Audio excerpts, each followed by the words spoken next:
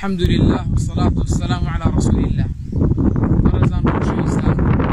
یەکێک لە نیشانەکانی ساڵی خوای پەروەردگار بریتیە لە گۆڕینی وەرزەکان، بریتیە لە هاتنی وەرزەکان کە ئێمە ئەیبین بە تایبەتی لە وڵاتی خۆمان کە وەرزی بەهار و پاییز و زستان و هەروەها هاوینمان هەیە.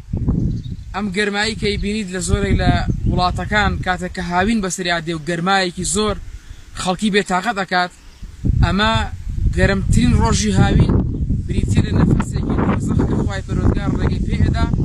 لە زستان نەفەسێک بدا کە ساردترین ڕۆژێ بێت هی زستان،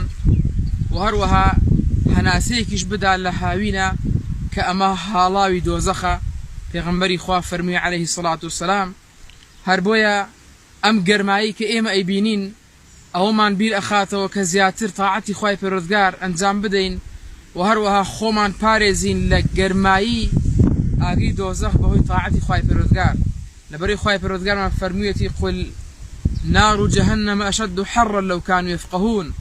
پێیان بڵێ ئەم گەرمایی ئێوە ئەیبینن لە دنیادا ئاگری دۆزەخ زۆر لەوە گەرمترە، ئەگەر تێبگەیشتنایە ئەگەر فەهمتان ببوایە ئەوە ئەتانزانی کە ئاگری دۆزەخ زۆر لەمە گەرمتر و ناڕەحەتترە. و هەروەها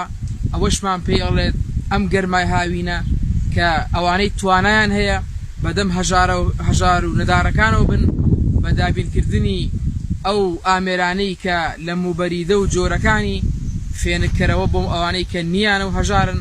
بەڵکو خوای پەروەردگار بیکاتە هۆکاری پاراستنمان لە گەرمایی ڕۆژی قیامەت و لە گەرمایی دۆزەخ. خوای پەروەردگار وەرزی هاوین و هەروەها گەرما و هەموو فەسڵەکان بە خێر و خۆشی بەسەر ئەم میلەتە موسڵمان